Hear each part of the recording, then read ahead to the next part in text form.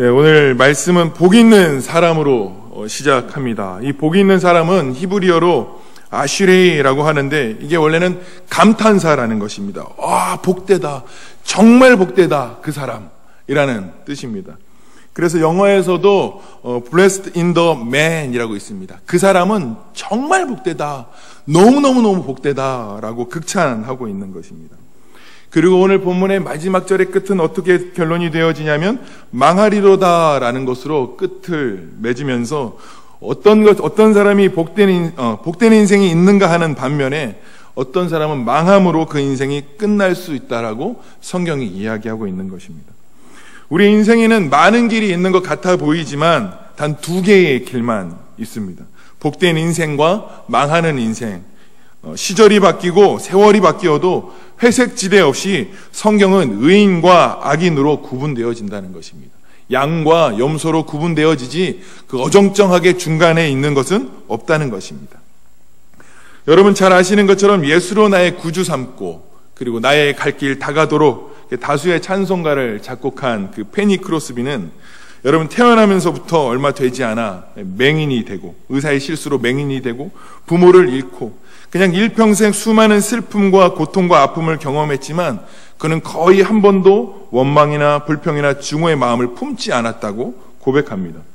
오히려 감사하고 찬송하면서 한평생을 행복하게 살았다는 것입니다. 그래서 페니 크로스비는 자기의 삶을 돌아보면서 이렇게 고백을 썼습니다. 나는 지금까지 85년 이상을 살아오면서 한순간도 어느 사람에 대한 원한이나 분노를 품은 일이 없다고 이야기했습니다. 왜냐하면 나는 항상 좋으신 하나님과 그분의 무한하신 자비를 믿어왔기 때문입니다. 그분은 나를 성별시키셔서 그분의 일을 하셨기 때문입니다. 나에게 베푸신 그 많은 축복을 기억할 때 내가 어떻게 감히 불평할 수 있겠습니까? 라고 이야기했습니다. 불행한 환경 중에서도 원망이나 불평이나 증오의 마음을 품지 않았다고 한평생을 산 사람은 분명한 행복한 사람이었을 것입니다. 이런 고백을 들을 때 환경이 좋고 나쁨에 따라서 그가 복된 인생이냐 망한 인생이냐가 결정되어지는 게 아니더라는 것입니다. 그리고 페니가 9살이 됐을 때 이런 시를 썼다는 것입니다. 나는 얼마나 행복한 사람인가. 내가 비록 세상을 볼 수 없지만 나는 세상에서 만족하면서 살기로 다짐했습니다. 다른 사람들이 누리지 못하는 행복을 나는 얼마나 많이 누리고 있는가.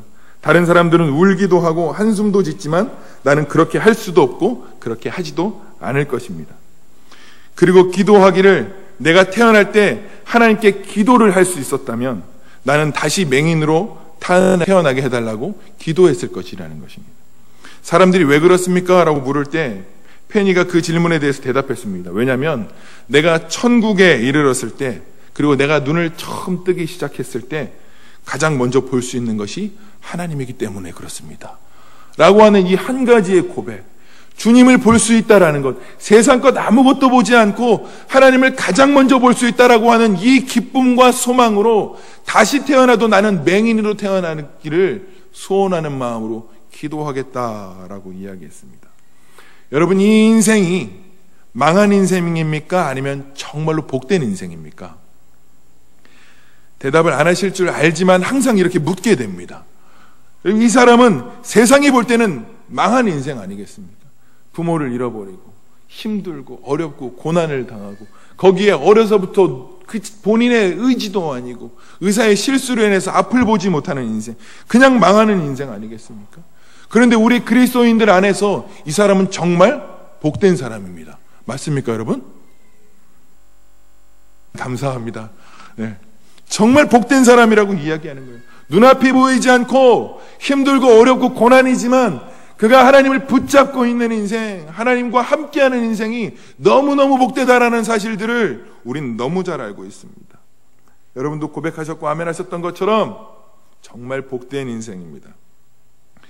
그런데 여러분, 이 삶이 정말 복된 삶이라면, 이 페니의 삶이 정말 복된 삶이라면 여러분, 이 삶이 여러분 부러우십니까? 대답을 안 하시는 거는 듣기 싫다는 얘기입니까? 아니면 하기 싫다는 얘기입니까? 어떠세요? 앞을 보지 못하고 부모를 잃고 그 일평생을 그렇게 남에 의해서 고통받고 살아가는 이 시간들이 여러분 정말 우리는 복되다고 말하고 정말 하나님의 사람이다라고 말할 때 우린 또는 그것이 복되다라고 말하는 그 인생, 그 삶이 우리에게 부러움의 대상이 되느냐는 것입니다. 혹시 여러분 맹인 되실까봐 두려워서 대답 못하시는 건 아니시죠? 정말 그것이 우리에게 부러움의 대상이 되고 정말 그 환경 가운데서 하나님 붙드는 인생이 가장 복되다고 말하는 우리에게도 그것이 우리가 추구해야 할 대상이며 부러워야 할 대상인지 삶인지 여러분 대답할 수 있어야 되는 것입니다. 저는 오늘 이 설교를 준비하면서 저에게도 질문했을 때 참 나의 생각하는 바와 추구하는 바가 많이 다르구나 알게 되는 거예요. 내가 생각하는 바와 믿는 바와 다르다는 거예요. 생각하는 것과 여기는 것과 추구하는 것은 다르다는 것입니다.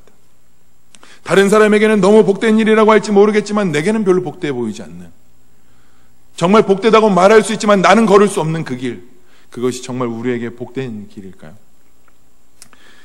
그런데 성경도 그렇게 이야기합니다. 그런 물질적인 환경적인 풍요로움을 복되다라고 말씀하지 않으신다는 것입니다. 여러분 어떤 사람이 복이 있는 인생이고 어떤 사람이 진짜 망하는 인생입니까? 우리가 보기에 합당한 길이 복된 길이고 합당하지 않는 길은 망한 길입니까? 우리가 보기에 우리가 생각하는 기준에 도달하지 못하는 그 길은 여러분 복되지 않은 길입니까? 여러분 어떤 사람이 복된 인생이고 망한 인생의 길일까? 우리는 정말 망한 인생의 길을 걷고 있습니까? 아니면 진짜 복된 인생을 걸어가고 있습니까? 그 삶을 보면요, 그 사람이 정말 복된 사람인지 복되지 않은 사람인지 알 수 있다는 거예요. 그래서 성경은 우리들에게 말씀하십니다. 시편 1편과 1편 1절 2절에 복 있는 사람은 악인들의 꾀를 따르지 아니하고 죄인들의 길에 서지 아니하며 오만한 자들의 자리에 앉지 아니하고 오직 여호와의 율법을 즐거워하며 그의 율법을 주야로 묵상하는도다 라고 이야기합니다. 우리가 예수님을 믿으면 제일 먼저 일어나는 변화는요, 가치관의 변화인 것입니다. 예수님을 믿으면 이 세상에서 내가 좋아하고 즐겨하고 중요하게 생각했던 것들이 별로 중요하지 않게 되고 주 예수보다 더 귀한 것은 없네라고 고백되어지며 그 길을 따라 나서게 되어지는 것입니다. 방향이 바뀌게 되어지는 것입니다. 여러분 우리가 어떤 존재였습니까? 이사야 53장 6절엔 이렇게 이야기합니다. 우리는 다 양 같아서 그릇 행하여 각기 제 갈 길로 갔다라고 이야기합니다. 우리의 소견에 옳은 대로 행하고 제 갈 길을 갔던 사람들입니다. 지옥불을 향해서 열심히 달렸던 사람들이죠. 눈이 있어도 보지 못하고 귀가 있어도 듣지 못하여 다시 말하면 망함의 자리에 있었던 사람들이라는 것입니다. 이 사실을 우리는 부인할 수가 없습니다. 단순히 교리로만 배운 지식에 머물러 있는 것이 아니라 실제로 우리가 그런 존재인 것입니다. 죄인으로서 악인의 꾀를 합당하게 여기고 죄인의 자리에 서서 있는 것을 즐거워하고 하나님과 같이 되려고 했던 열심으로 살았던 존재적 죄인이라고 하는 것입니다. 어쩌면 우리가 예수님을 믿는다고 말하면서 어쩌면 악인의 꾀를 합당하게 생각하고 어쩌면 죄인의 자리에서 여전히 머물러 있는지도 모르겠습니다. 그냥 항상 죄를 가까이 하는 사람들 아니었겠습니까? 제가 어떤 한 분의 설교를 듣다가 이런 고백하시는 말씀 드렸어요. 자신이 목사인데 내가 성경책에 영향을 더 받을까요? 음란물에 더 영향을 받을까요? 이렇게 손을 들라고 했더니 대부분 음란물에 가까이 올 거라는 거예요. 그런데 대답하시기를 그 둘 중 둘 다 틀리다는 거예요. 내게 가까이 있는 것, 내 손에 가장 가까이 있는 것에 가장 영향을 받고 가장 손쉽고 가장 빠르고 가장 선택하기 쉬운 것을 선택하게 되어지고 가장 가까이 있는 것에 영향을 받는다는 거예요. 우리가 예수님을 믿는다고 말하면서 문제를 해결하고 인생의 숙제를 풀어가는 동안에 어쩌면 우리도 가장 가까운 것을 선택할지 모르겠어요. 기도하는 사람들은 끝까지 기도하고요. 말씀을 읽는 사람들은 끝까지 말씀을 붙잡고 약속의 자리로 나아갈 것이고요. 사람으로 세상 가치를 가까이 두는 사람은 항상 사람에게 찾아갈 것이고 세상의 방법을 유용하게 쓸 것입니다. 익숙한 그것을 선택하기 마련일 거예요. 그가 선택하는 것과 삶을 보면 그대로 그가 누구인지를 드러나게 되어져 있는 것입니다. 기도하는 어려움보다 내가 행동하는 그 한 가지 액션이 더 문제를 풀기 쉽기 때문인 것입니다. 그런데 우린 정말로 우리의 마음에 대해서 진지하게 한번 생각해 보셔야 됩니다. 우리가 하나님의 말씀을 따르고 있는 척하고 있지는 않은지, 아니면 하나님의 말씀을 따르는 줄 알고 살지는 않는지 우리의 심중을 깊이 들여봐야 한다는 것입니다. 그런데 우리가 어떻게 그 망함의 자리에서, 그 망함의 삶의 자리에서 하나님 벗어날 수 있었고 복된 자리에 설 수 있었냐 하는 것입니다. 시편 3절과 4절 이렇게 이야기합니다. 그는 시냇가에 심은 나무가 철을 따라 열매를 맺으며 그 잎사귀가 마르지 아니함 같으니 그가 하는 모든 일이 다 형통하리로다. 악인들은 그렇지 아니하며 오직 바람에 나는 겨와 같도다 라고 말씀하십니다. 다윗이 또 이야기합니다. 복되도다, 정말 복되도다. 그 사람은 시냇가에 심은 나무가 철을 따라 열매를 맺으며 그 잎사귀가 마르지 아니함 같다는 것입니다. 철을 따라 열매를 맺고 그 잎사귀가 마르지 않는 유일한 이유는 무엇이겠습니까? 나무에서 잎사귀를 메고 철을 따라 열매를 맺을 수 있는 유일한 한 가지 이유는요, 나무가 잘나서가 아니라, 나무가 대단히 커서가 아니라 시냇가에 심겨져 있기 때문인 거예요. 시냇가에 심겨져 있기 때문에 철을 따라 열매를 맺고 그 잎사귀를 맺을 수 있는 거예요. 생명을 줄 수 있는 수분이 있기 때문에 그 열매와 잎사귀를 맺게 되어지는 것입니다. 그렇게 건강하게 자랄 수 있다는 것입니다. 시냇가에 심은 나무에게 열매를 맺을 수 있도록 해주는 공급원은 생수인 것입니다. 여러분, 다시 말하면 생명 그 자체인 것입니다. 나무에게는 그 생수가, 그 시냇가에 흐르는 생수가 생명 자체가 되는 거예요. 그 생명 없으면 그 나무도 곧 말라 죽게 되어지는 것입니다. 그런데 주님이 말씀하십니다. 도둑이 오는 것은 도둑질하고 죽이고 멸망시키려는 것뿐이요, 내가 온 것은 양으로 생명을 얻게 하고 더 풍성히 얻게 하려 하는 것이라. 예수님이 우리 가운데 오시는 이유가 무엇이었습니까? 생명주로 오셨다고 말씀하시는 것입니다. 우린 죽을 자로서, 멸망된 자로서, 생명 없는 자로서 지옥불을 향해서 달려갔고, 그렇게 사망의 음침한 골짜기에서 살아있으나 죽은 자로서 살아가는 비참한 현실 가운데 바싹 말라버린 마른 뼈들과 같은 우리들에게, 생기를 잃어버린 우리들에게 찾아오셔서 예수 그리스도의 생명을 허락해 주시는 것입니다. 그런데 악인은 그렇지 않다는 거죠. 바람에 나는 겨와 같이 될 수밖에 없다는 거예요. 생명이 없기 때문에 바싹 말라버리기 시작하는 것입니다. 바싹 말라버린 자들이 악인과 죄인이며 오만한 자라고 성경은 이야기하고 있는 것입니다.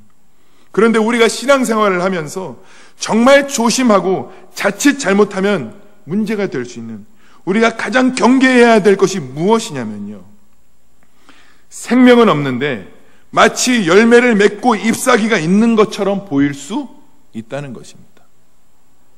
마치 크리스마스의 트리처럼 생명 없이도 얼마든지 화려해 보일 수 있다는 것입니다. 성경에도 그런 사람들이 있었어요. 누구일까요? 바리새인들이 그랬어요. 이 바리새인이라고 하는 뜻 자체가 분리된 사람들이에요. 예수님과는 아무 상관없는 자들이에요. 예수님의 생명과는 전혀 상관없는 자들이라고 성경은 그렇게 이야기합니다.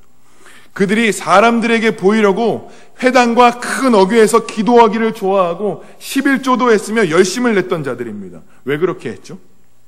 사람들에게 보이려고. 그 하는 것 자체가 다른 목적이 있는 것 아니겠습니까? 무엇 때문이었죠? 나를 위해서인 거예요. 내가 누구인지를 설명하고 내가 얼마나 거룩한지를 보이려고 하는 열심들. 그런 주님이 그런 열심을 바라보시면서, 그런 바리새인들의 열심을 바라보면서 주님이 와 복되도다, 정말 복되고 복되도다라고 말씀하셨습니까? 아니라는 것입니다. 오히려 그들을 책망하셨습니다. 마태복음 23장 27절에 주님 말씀하십니다. 화 있을진저 외식하는 서기관들과 바리새인들이여, 회칠한 무덤 같으니 겉으로는 아름답게 보이나 그 안에는 죽은 사람의 뼈와 모든 더러운 것이 가득하도다. 그들을 향한 하나님의 평가입니다. 그 안에 예수 그리스도의 생명 없이도 진짜처럼 보일 수 있다는 것입니다. 그것을 주님이 간파하고 계시는 것입니다. 그런데 여러분, 놀라운 사실은 누가 이 생명 시냇가에 그 나무를 심어 놓았느냐 하는 것입니다. 생명을 가진 자라야만, 생명을 가져야만, 그 시냇가에 심겨져 있어야만 열매를 맺을 수 있고 잎사귀가 날 수 있는데, 누가 그 땅 가운데에 이 나무를 심어 놓았느냐 하는 것입니다. 그 심은 나무는 원래 그 자리에 있었던 야생나무가 아닙니다. 그런 야생나무가 아니라 심은 나무라고 성경은 이야기합니다. 그것은 선택된 소유물로 간주되어지는 것입니다. 그리고 마지막에 끔찍스럽게 뽑히는 일을 당하지 않는 나무인 것입니다. 왜냐면요, 마태복음 15장 13절에 주님이 동일하게 이렇게 말씀하십니다. 예수께서 대답하여 이르시되 심은 것마다 내 하늘 아버지께서 심으시지 않는 것은 뽑힐 것이니 라고 말씀하십니다. 주님이 심지 않는 나무들은 전부 뽑겠다고 주님이 말씀하고 계시는 거예요. 당신께서 심어놓지 않는 모든 것들은 어디에 심겨져 있다고 할지라도 뽑아내신다고 주님이 말씀하시는 거죠. 털어내시는 것입니다. 악인은 바람에 나는 겨와 같아서 날리게 되어지고 심지 않은 나무마다 뽑히게 되어져 있다라고 주님이 말씀하고 계십니다. 그러나 주님이 시냇가에 심은 나무는 심판의 날에도 견고하게 서 있다라고 약속해 주십니다. 그렇게 하나님께서 심판의 때에도 절대 뽑히지 않을 나무로 그 자리에 심어 놓으신 것입니다. 오늘 시편 1편 5절과 6절에 주님이 그렇게 말씀하시죠. 그러므로 악인들은 심판을 견디지 못하며 죄인들이 의인들의 모임에 들지 못하리로다. 무릇 의인들의 길은 여호와께서 인정하시나 악인들의 길은 망하리로다 라고 이야기하시는 것입니다. 뭐죠? 생명 없이 바싹 말라버린 나무들, 뽑혀진 나무들은 결국 망하게 되어지고 버림바 되어지고 불에 사른바 되어지는 결국의 자리로 내어가는 것입니다. 이것이 망하는 인생이라는 것입니다. 결국에는 생명 없이 사는 것, 그 생명 없이 열심을 내는 것, 그렇게 수고하고 애쓴다라고 할지라도 망하는 길이라고 주님이 말씀하십니다. 그런데 의인들은 누구입니까? 하나님께서 그 생명 시냇가에 심겨놓은 그 심은 나무가 의인들이라고 말씀하시는 거예요. 바람이 불고 창수가 나고 폭풍이 일어날지라도 하나님의 심판의 날이 다가와도 하나님께서 심어놓으신 그 나무들은 뭐하죠? 견고하게 남아있는 것입니다. 그런데 그 심판 때에 악인들은 바람에 나는 겨와 같이 한 번에 쓸리게 되어진다라고 주님 말씀하시는 것입니다. 하나님의 심판의 날 하나님께서 심어놓으신 나무는 절대 흔들림 없이 견고하게 남아있는 것입니다. 심판의 때라도 노아가 살아나고 6월절 어린 양의 피로 구원의 은혜를 경험한 자들처럼 마지막 때에 반드시 망한 인생과 복된 인상이 결론으로 드러나게 되어진다는 것입니다. 그렇게 절대 뽑히지 않을 나무로 시냇가에 심겨진 그 나무를 시편이 무엇이라고 고백하냐면 복되도다라고 선언하시고 선포하시는 것입니다. 환경에 상관없이, 상황의 형편에 상관없이 그 생명 시냇가에 심겨놓은 그 나무들을 향하여서 주님은 복되다라고 이야기하고 말씀하고 계시다라는 거예요. 여러분, 십자가는 놀라운 은혜로 예수 그리스도의 생명을 가진 자는 주님이 복되도다, 복되도다, 그 어떤 것보다 복되도다라고 말씀하고 계십니다. 요한복음 15장 5절에 말씀하시는 것처럼 나는 포도나무여 너희는 가지니 저가 내 안에 내가 저 안에 있으면 이 사람은 과실을 많이 맺나니 나를 떠나서는 너희가 아무것도 할 수 없음이라. 아무것도 할 수 없는 존재들, 어떤 열매와 어떤 수고로움도 낼 수 없었던, 늘 악인의 자리에 머물러 있고 죄인의 자리에 서서 오만한 자가 되려고 했던 우리의 열심 있는 자들을 그냥 내버려 두지 않으시고 당신의 생명 시냇가에 온전하게 심어 놓으셔서 이제는 악인의 자리로 돌아가지 아니하고 오직 여호와의 말씀을, 여호와의 율법을 묵상하며 읊조리는 자리에 머물러 있는 자리로 하나님 변화시켜 주시는 것입니다.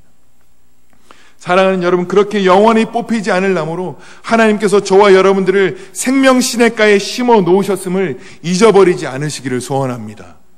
하나님 우리에게 허락해 주신 놀라운 결론이고 놀라운 은혜라고 하는 사실인 것입니다. 그 사람이 가장 복되고 행복한 사람입니다. 왜 그런 줄 아십니까? 그는 더 이상 악인의 자리에 머물러 있지 않고 죄인의 자리에 서지 아니하고 오만한 자리에 서지 않기 때문인 것입니다. 예수 그리스도의 생명을 가진 사람이기 때문인 것입니다. 우리가 열심을 내고 수고하는 것을 통해서 우리가 그 자리에 앉거나 앉지 않는 것은 이럴 수 있는 게 아닙니다. 우리를 생명 시냇가에 심어 놓으셨기 때문에 더 이상 바람에 날리는 겨와 같은 삶을 살지 않고 오직 여호와의 율법을 즐거워하며 주야로 묵상하는 자리에서 하나님의 뜻이 이루어지기를 기다리는 자리에 설 수 있게 되어지는 것입니다. 우리의 수고로움이나 우리의 열심이 아니라 오직 나의 원함이 아닌, 원하는 자로 다른 박질하는 것이 아닌 주님의 다른 박질로 우리의 주님의 열심이 우리를 거기에 세워 놓으셨다라고 하는 것입니다. 그것을 성경이 무엇이라고 이야기하냐면 저는 이렇게 설명하고 싶습니다. 다 형통하리로다. 세상 다 무너지고 망하는 그 자리에서도 그는 형통하리로다. 가산이 소진되어지고 망하게 되어지고 병들게 되어지고 주님의 하물며 심판이 우리에게 머물러 올지라도 그때 우리는 형통하리로다. 이것이 성경에서 말하는 나의 갈 길 다 가도록 예수 인도하시니 만사형통하리로다.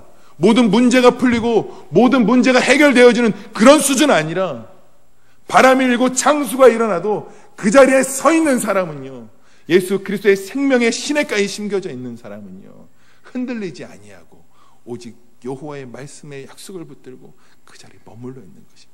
저는 그것이 형통이라고 생각합니다. 그 형통이 우리 안에 있습니까? 그 형통함이 우리 안에 있어야 되는 것입니다. 아버지를 떠나서는 아무것도 할 수 없는 자들을 불러 모아서 주님이 열매 맺게 하시는 하나님의 놀라운 능력인 것입니다. 그 생명 시냇가에 심겨진 나무와 같이 정말 복된 사람은요, 더 이상 바리새인들과 같이 살지 아니하는 것입니다. 악인들의 꾀를 따르지 아니하며 죄인들의 길에 서지 아니하며 오만한 자리에 앉지 아니하고 오직 여호와의 율법을 즐거워하며 그 율법을 주야로 묵상하는 자라라고 주님 말씀하십니다. 뭘까요? 가치가 변하는 것입니다. 추구하는 마음 자체가 달라지는 것입니다. 더 이상 옛 것을 따르지 않는 새 사람으로서 하나님께서 허락해 주신 그 표대를 향하여서 다른 박질하게 되어진다는 것입니다. 우리의 가치를 변화시키는 것은, 우리의 삶을 변화시키는 것은 우리가 아니라 하나님이신 것입니다. 여러분이 오늘 율법을 주야로 묵상하는도다라고 하는 이 묵상은 히브리어로 하가라고 하는데 그게 읍조리다라는 뜻을 가지고 있습니다. 여러분 잘 아시는 것처럼. 그런데 내 삶과 상관없이 그저 음미하고 읍조리는 것뿐만 아니라 히브리 사람들의 개념의 묵상은요, 그가 묵상하고 읍조린 바가 자기 삶 속에서 나타나게 되어지는 것까지를 하가라고 한다는 거예요. 단순히 중얼중얼대고 하나님 성경 몇 구절 읽는 것, 그 정도의 수준뿐만 아니라 하나님의 말씀을 묵상하는 정도의 수준이 아니라 그 읍조린 바가, 그 읽은 바가 자기의 삶 속에서 나타나게 되는 것까지를 하가라고 이야기한다는 거예요. 그러니까 율법을 즐거워하고 묵상하는 자들은 그 말씀이 그 삶에 이루어지는 자들이라고 저는 말씀드리고 싶습니다. 그렇게 되어지는 사람들, 그런 사람들 끝까지 주 없이 살 수 없습니다. 주님이 나의 영원한 생명 그 자체이십니다라고 붙드는 사람들이 하나님의 뜻이 이루어지기를 소원함으로 그 자리에 머물러 있게 되어지는 것입니다.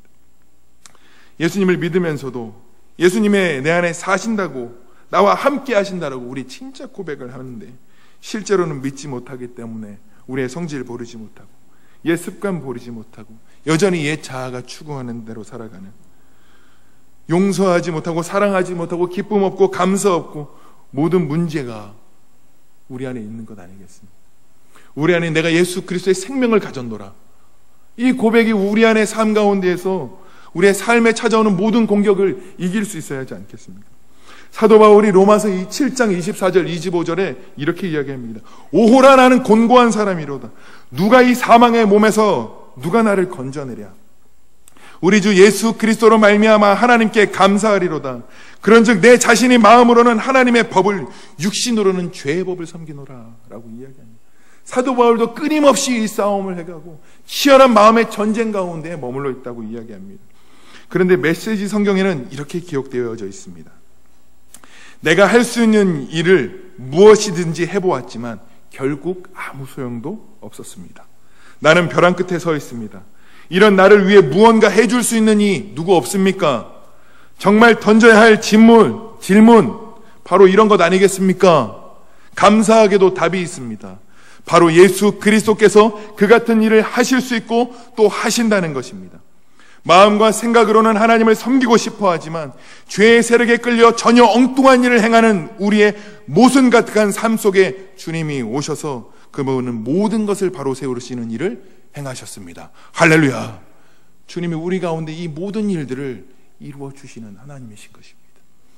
여러분, 우리가 정말 믿음으로 산다고 말할 때는요, 주님이 내 안에 사신다라고 하시는 것, 내가 생명 시냇가에 심겨져 있다라고 하는 이 엄청난 고백들, 때로는 내 구원의 뿌리가 흔들리고 내가 정말 구원에 부름받은 사람이 맞는가 흔들릴 때에도 하나님이 우리를 그 생명 시냇가에 심어 놓으셨다라고 하는 이 믿음으로 견고하게 우리의 믿음을 뿌리 내리고, 여러분, 우리의 삶 가운데에서도 내가 생명 시냇가에 심어져 있는 그 생명으로 사는 존재임을 날마다 고백하고 선언하고, 그것이 우리의 믿음의 실제가 되어서 이제는 나의 나됨이 아니라 내 안에 주됨으로 살아가는 인생들이 될 수 있기를 예수 그리스도의 이름으로 축복합니다. 우리 안에 이 생명의 생명이 하나님 허락해 주신 놀라운 은혜 아니겠습니까? 더 이상 이제는 내가 없고 이제는 내 안에 예수 그리스도의 생명으로만 충만한 삶, 이것이 우리 안에 고백되어지는 것입니다. 그래서 우리가 이 시간을 좀 함께 기도하시고 우리 함께 좀 주님을 찾고 간구할 때 우리의 다른 어떤 능력을 구하기보다 생명 시냇가에 심겨진 나무로서 하나님, 내가 예수 그리스도의 생명으로 사는 사람, 그 삶, 하나님 더 이상 옛사람을 추구하지 않고 하나님 복되도다 하는 그런 삶의 자리에 머물러 있을 수 있도록 우리를 이끌어 주시고 인도해 주십시오. 그 복된 삶을 우리 안에 일평생 누리며 살아가는 자들 될 수 있도록 함께 기도하시는 저와 여러분들 될 수 있기를 소원합니다.